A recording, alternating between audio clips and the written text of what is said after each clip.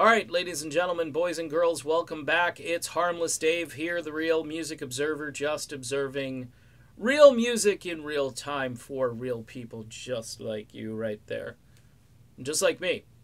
Here it is, the album I went out and purchased the day it came out, Steve Perry's Traces. I think it was October 6th, if I remember. Could have been a different date, but October 6th. Steve Perry's big comeback album, Traces. And the song We're Still Here, which has been released again as a single. I want to talk about this because I have a hunch that Steve Perry had a little conversation with his record label. And what record labels are doing these days, because the music industry is so different, is prior to an album coming out, they put out multiple singles and then they release an album. Frontiers Music does this, and Concord Music did it as well with this album.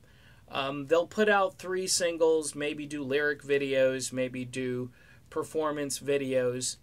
Steve Perry's videos were all performed at his recording studio, and there was a performance video of We're Still Here, which came out 3rd. The album comes out, and then you had these 3 songs out, and there's confusion as to what song ought to get played. Now, No More Crying was first, so everybody kind of grabbed onto that to some degree. Billboard had it, I think, at number 18. Might have been the high point for the song on the adult contemporary charts. But the other 2 songs came out right after that song. And in the old days, you know, my radio days, that would have been like a really stupid strategy, because you want the song to marinate out there. You know what I mean? You want people to take it in.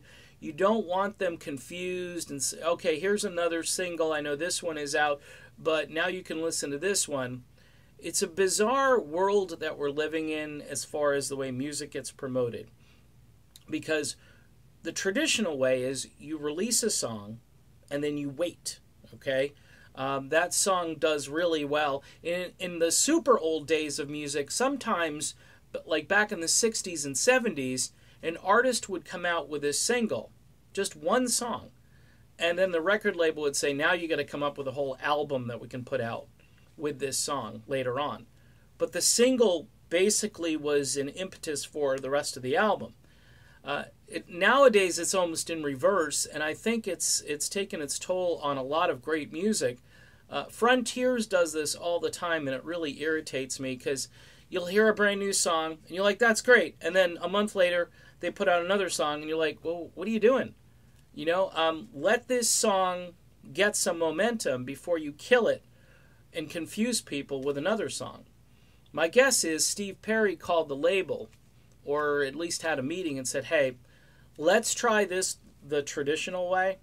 Let's do a performance video, but an actual MTV Style video for We're Still Here, and let's put it out there.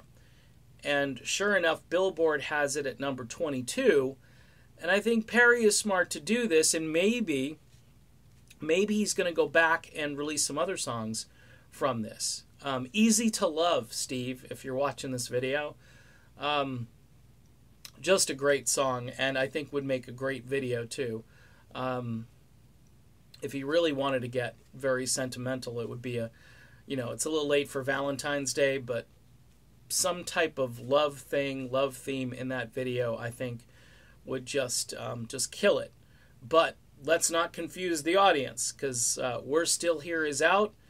Steve's driving that classic Chevelle around the streets of Hollywood. This song, by the way, which I could probably do another video talking about this, is really kind of the grown-up version of Don't Stop Believin'. When you hear the lyrics, and the people who are still, trying to discover something and riding that midnight train going anywhere are still here. They're still on the streets of Hollywood. And Steve smiling as he drives around, just knowing that the cycle continues. Even though he's age 70 now, things are still the way they were. So, just a little food for thought there, little useless stuff from the Real Music Observer. But good job, Steve Perry. Get your copy of this. The 3D album is out, and go grab it. It's worth it. See you soon.